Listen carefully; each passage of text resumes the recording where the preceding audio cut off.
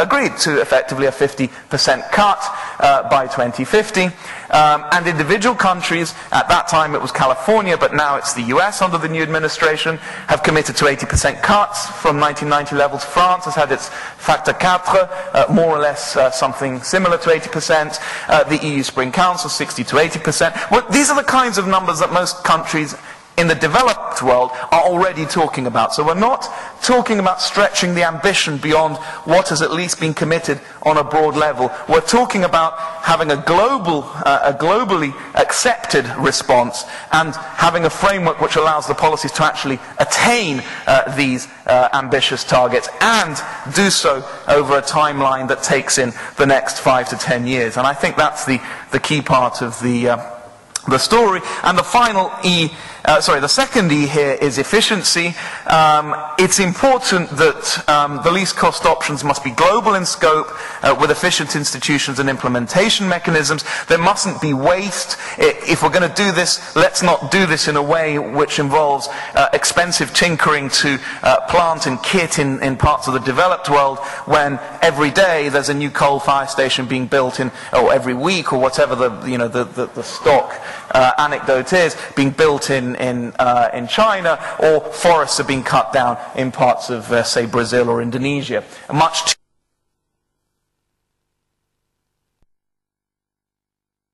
growing new markets. But it's not just about price. One has to bring forward low-carbon technologies, and that means supporting research, development and deployment. There are market failures there, which means that the private sector, left to its own devices, may not undertake the most cost-effective innovation, technology, deployment and development investments, and they will require some support from the public sector. One also needs to overcome information barriers and reduce transaction costs. There is a lot of, in fact, a very large part of the reduction in emissions could come from things like energy efficiency, which are not very price responsive. If they were price responsive, some of these efficiency gains will already have been undertaken, precisely because they are efficiency gains. They save us money. In fact, very often some of these gains are best brought about through government action in terms of setting standards, in terms of regulations. We've seen that in all sorts of areas, from car emissions to general pollution standards, and through to technology standards for domestic appliances or buildings or what have you. Those can and should be tightened, with great gains in terms of efficient reductions in emissions. And finally, one needs to promote a shared understanding of the issue to bring about responsible behaviour across all societies. This has got to go beyond carrots and sticks. I talked about the approach of the Danes relative to the approach, arguably, of the Greeks on this. There does seem to be some difference in the level of common understanding of the nature of the challenge between those two countries, which I think puts an onus on people in this room and elsewhere to develop the story, to promote a level of discourse where communities can lobby their political representatives to take action that is in their interest and certainly in their children's interest. And finally, linking into that last point, the final E is equity. I said just now that we need to have a common understanding of the global problem, and that requires understanding that there will be regional differentiation, there will be asymmetric impacts on climate change, different countries will be hit in different ways, and different countries will see responsibilities for the impacts differently. The developed countries that industrialize first are responsible for the greater part of the stock of greenhouse gases that is already causing problems, particularly in those poorer countries which are least responsible for it. Those countries are more agriculturally vulnerable. They tend to be in more climate and water stressed parts of the world, and they tend to get hit harder. So there's a fairness problem right there. There's also regional differentiation in the costs of action.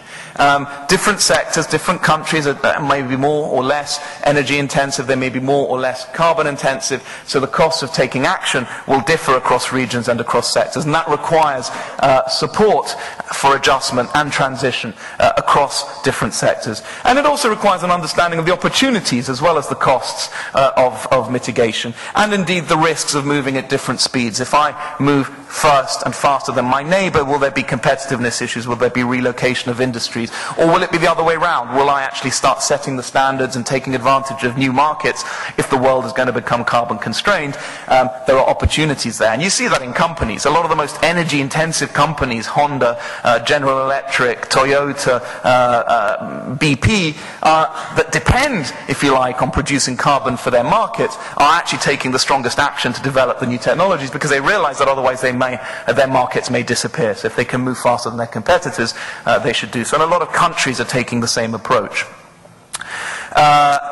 So the final slide before the conclusion, this requires, as we've said already, the principles to be put to work in the run-up to Copenhagen 2009 and thereafter. And that means there are, I think, 3 key phases in the implementation of this process. The first will take place this December in Copenhagen, or shortly thereafter, where we will need to determine international targets, establish country gaps, and set developing country responsibilities. An important story here is the role of the US and the US legislative timetable, which may push for a deal slightly after December. Officially, of course, that's not the aim, but I think most parties, including the Danes, would prefer not to lock into a bad deal in December just because the process in the US Congress had not moved far enough for Barack Obama to commit to something a little bit more ambitious. If needs be, I think there will be some delay.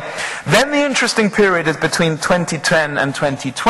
It's here that you need to build the effective and collaborative global institutions on transferring finance, transferring technology as a basis for setting those developing country caps. Developing countries are only going to move in the early period if they feel that taking action will be done with the support of the developed world and will not threaten their growth aspirations. And quite rightly too, it wouldn't be right to tell India that its growth aspirations should now be cut back, just as India's seeking to climb the same ladder to the same living standards that we took for granted without having to take any account of our emissions historically. So that requires a broad range of heterogeneous measures. It requires credibility, and it requires leadership and trust. And that's why I think the environment post-Copenhagen has got to be one of a positive environment for action, with the world cooperating and seeking to take advantage of new opportunities, taking for granted that we will become carbon constrained, and let's seek the best and most efficient way to get there, rather than a world of constraints, negative penalties, punishments for missing commitments, because I think that's the wrong route. Countries will honour their international obligations if it goes with the popular political consensus, and they won't otherwise, so there's no point trying to force them. And then finally, post-2020, all countries will need to form part of an international cap-and-trade system and adhere to the relevant technological agreements that will bring greenhouse gas emissions close to those levels that we were talking about by mid-century. So the institutions need to be long-term, yet they need to have flexibility. They need to be guided by fixed principles, yet they should not be overly prescriptive. And they should respond and reflect the current consensus of the world global community, in particular through promoting trust. Otherwise they will be doomed to isolation and failure. So to conclude, our understanding of the risks of climate change has advanced very, very strongly, and we know now the urgency and scale of the action required.